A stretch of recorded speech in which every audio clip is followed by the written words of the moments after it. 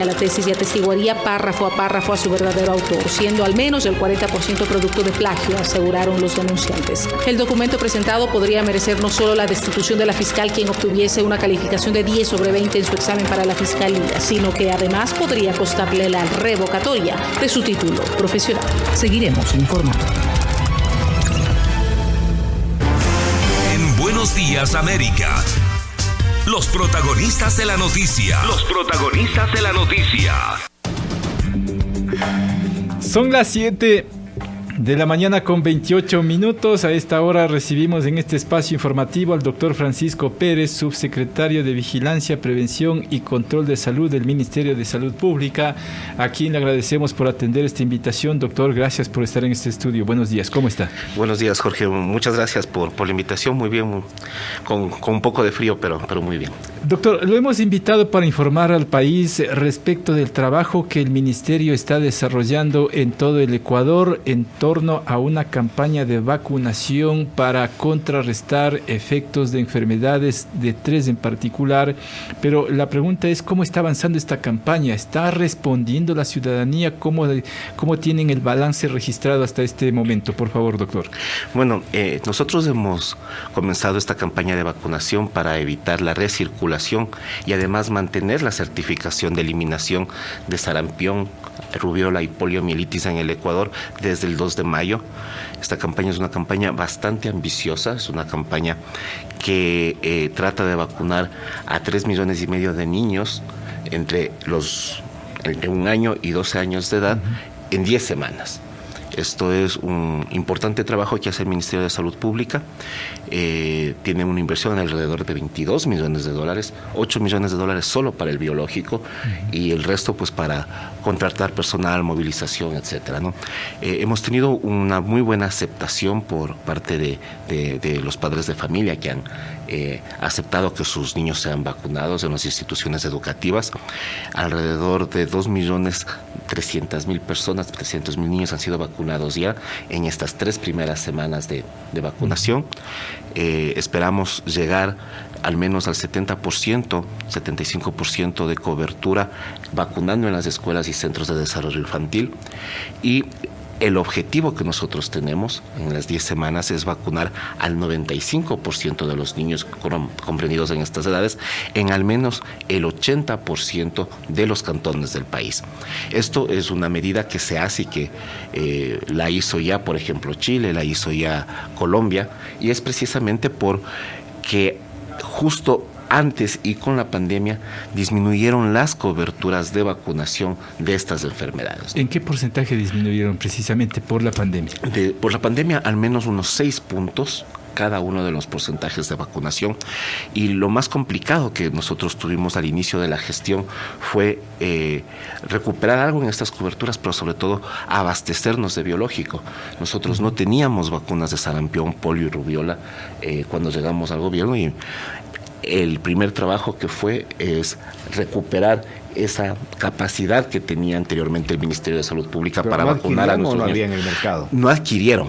Hay en el mercado, nosotros las vacunas por ley, por norma, no las podemos comprar como quien dice con las farmacéuticas o alguna cosa, sino que por norma nosotros tenemos que trabajar y comprar las vacunas por lo que se conoce como el Fondo Rotatorio de la Organización Panamericana de la Salud, que lo que hace es tener una gran red de distribución a nivel mundial y se compra por cuota, ¿no? Es decir, nosotros hacemos pagos de acuerdo a las estimaciones que nosotros tenemos, y pues nos sale mucho más barato, y además es una forma muy directa y segura de adquirir la vacuna, ¿no? Pero lamentablemente durante la pandemia no se compró vacuna y teníamos un desabastecimiento para poder vacunar a los niños pequeños. Entonces esto fue el primer reto. Doctor Pérez, pero ese desabastecimiento que usted está mencionando hace que la ciudadanía tenga una falta de credibilidad en la palabra del gobierno, en este caso del Ministerio de Salud Pública, para acudir a los centros y subcentros y el sistema de salud pública. Bueno, nosotros encontramos eso. Nosotros desde que venimos trabajando con la doctora Jimena Garzón y también con el doctor Ruales, hemos comprado todas las vacunas necesarias para el esquema de vacunación regular. Tenemos abastecimiento hasta mediados del 2024 ya. Entonces, hemos recuperado esta cobertura.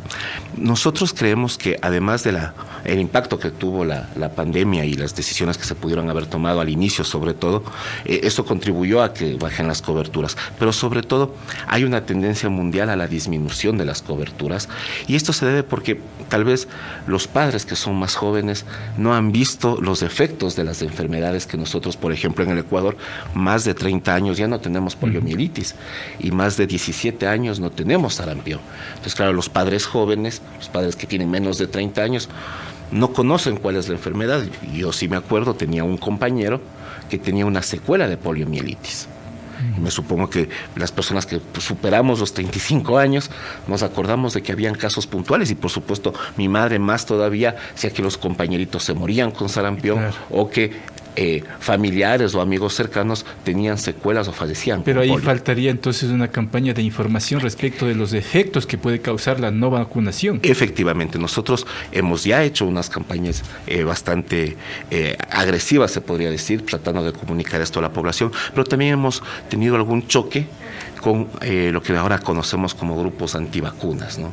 Entonces hemos tenido algunas demandas incluso a la Corte Constitucional, etcétera, diciendo que las vacunas causan enfermedades y cosas de estas, y nosotros nos defendemos todos los días de estos grupos, ¿no?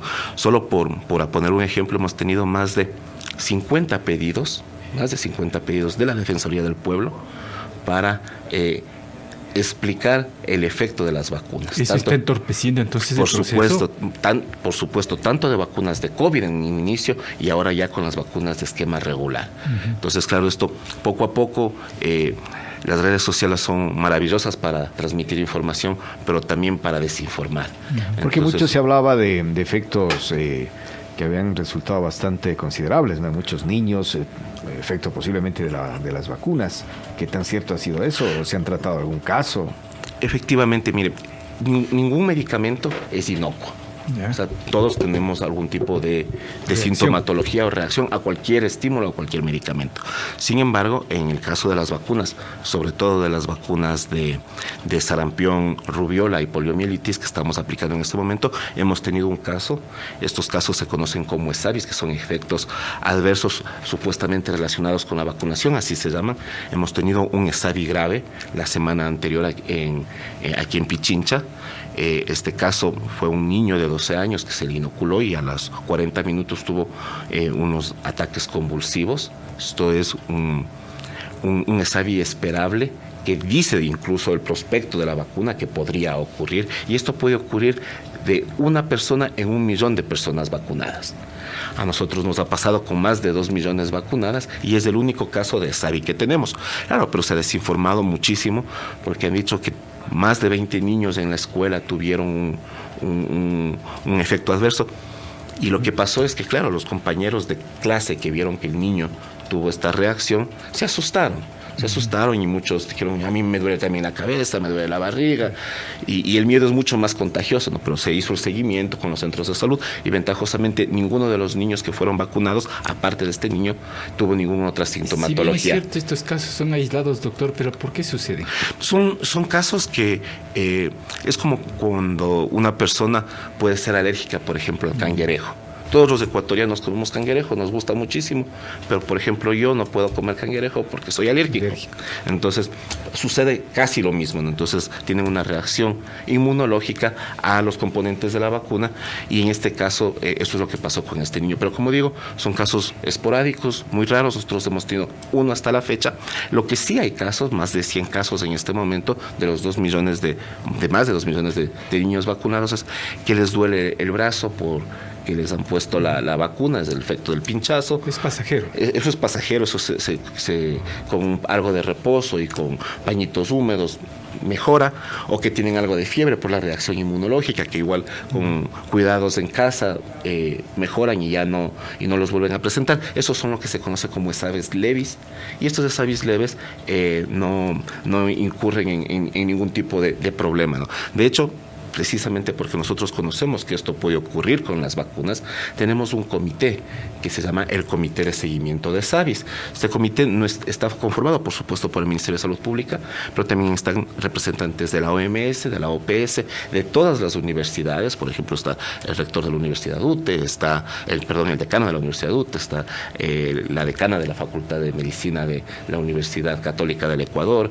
y varios médicos de diferentes áreas, ¿no? Y esto se va modificando dependiendo del tipo de vacuna. Por ejemplo, en este momento que estamos con un pediátrico, pues están pediatras. Cuando teníamos efectos de COVID, teníamos internistas, geriatras, dependiendo del tipo de vacuna que se pone, y ellos dan seguimiento a esto. Resultó extraordinario, doctor, y no sé en qué medida se va a controlar, porque no necesitaron presentar, por ejemplo, el carnet de vacuna de los niños, ¿no? En la escuelita, en donde llegaron, y cómo se va a manejar esa estadística, o también el dato que necesita tener el niño, el padre de familia. Bueno, lo que ocurre es que no hay ningún requisito para vacunar estas dosis de vacuna, porque es una campaña de vacunación de refuerzo, es decir, no importa si tenía o no tenía la vacuna previa, igual se va a vacunar. Entonces, por eso no hay ningún requisito. Eso sí, nosotros hemos entregado los carnets de vacunación a todos los niños que se vacunan, porque este momento estamos en la primera fase de vacunación. La primera fase de vacunación es la vacuna para población cautiva, porque estamos vacunando en las escuelitas, estamos vacunando en los centros de desarrollo infantil, en las guarderías, pero nosotros tenemos, a partir del 5 de junio, nosotros tenemos una nueva etapa de la vacunación, que es la vacunación puerta a puerta, porque nosotros sabemos que incluso muchos padres que tienen a sus niños en las escuelas dicen, no le vacunen en este momento, porque yo quiero estar junto a él cuando le vacunan, es algo normal. O está gripado. O por cualquier motivo. Entonces nosotros vamos a ir a golpear la puerta casa a casa para que se puedan vacunar los que no alcanzaron a vacunarse durante esta etapa. Esta etapa de vacunación de puerta a puerta dura también 4 semanas. Y con esto nosotros queremos llegar ya a toda la población. Y finalmente tenemos una fase de vacunación final, que es lo que nosotros llamamos muestreo rápido de cobertura, y es que vamos a verificar que efectivamente este porcentaje que nosotros queremos llegar se haya cumplido. Entonces nosotros tocamos la puerta y ya no le preguntamos si se vacunó. No le decimos que le vamos a vacunar, sino que por favor nos indiquen el carnet que nosotros entregamos, y con eso aseguramos que si no tiene el carnet, pues aprovechamos y vacunamos, y hacemos un muestreo alrededor de la casa del niño que no se ha vacunado para ver si también... Claro, y sobre todo todos. Será en sitios en donde hay alguna dificultad para llegar, ¿no? Nosotros tenemos esta estrategia en todos los rincones de la patria. La ventaja de nuestros vacunadores es que están distribuidos en todo el Ecuador. Sin embargo, hemos tenido también algunos inconvenientes. Los inconvenientes de seguridad son algunos de ellos. Trabajamos con los comités de padres de familia para poder llegar con comunicación efectiva, y también un poco la desinformación ha sido uno de los inconvenientes que hemos tenido, pero sí, nosotros estamos desplegados a nivel nacional, igual que el COVID, ¿no? O sea, nosotros tenemos el apoyo, por ejemplo, de las Fuerzas Armadas para poder movilizarnos a los lugares de difícil acceso. Hay lugares de difícil acceso no solo en la Amazonía, sino también en la Sierra Centro, por ejemplo, que son lugares que están muy alejados y que son pocos niños. Estamos llegando a todos estos lugares y esperamos cumplir con nuestra meta. ¿Ese plan pretenden cubrir el 100%? Al menos el 95% de los niños. Esta es nuestra meta. ¿Y ese 5%, qué tratamiento se le daría si es que se llegara a ese porcentaje? Bien, nosotros... el 95% es por un tema epidemiológico prácticamente, ¿no? Sabemos que es muy complicado vacunar al 100% de la población, pero cuando al menos el 95% de las personas están vacunadas, si hay circulación del virus, pues evita que se propague la enfermedad. Lo mismo que pasó con COVID. Cuando nosotros teníamos pocas personas vacunadas, pues había muchas personas que se contagiaban y los síntomas eran muy graves. Ahora que tenemos una gran cantidad de pacientes vacunados contra el COVID, ya no se contagian mucho y además los síntomas son muy leves. Además hay que decir que en cualquier caso el Ecuador mantiene la certificación de eliminación de la polio, sarampión y rubiola, y que queremos mantenernos así, ¿no? Esto es un trabajo muy arduo, que lo hace muy bien el Ecuador históricamente y que queremos continuar con ese legado de nuestros La invitación anteriores. entonces, doctor, para que acudan a la vacunación. Para que acudan a la vacunación, para que permitan que nuestros hijos estén protegidos, que si nosotros no conocemos esta enfermedad, preguntemos a nuestros padres o a nuestros abuelos cómo era esta enfermedad hace años y lo difícil que es vivir con una secuela, por ejemplo, de polio, que la secuela es lo menos grave. Lo más grave es la mortalidad de nuestros niños. Y esto puede ocurrir. Y además hay un riesgo inminente porque hemos tenido casos de circulación de sarampión, por ejemplo, en Colombia, en Perú, y nosotros estamos haciendo los deberes para que esto no ocurra en el país. Gracias, doctor, por estar aquí, muy amable. Muy amable, muchas gracias.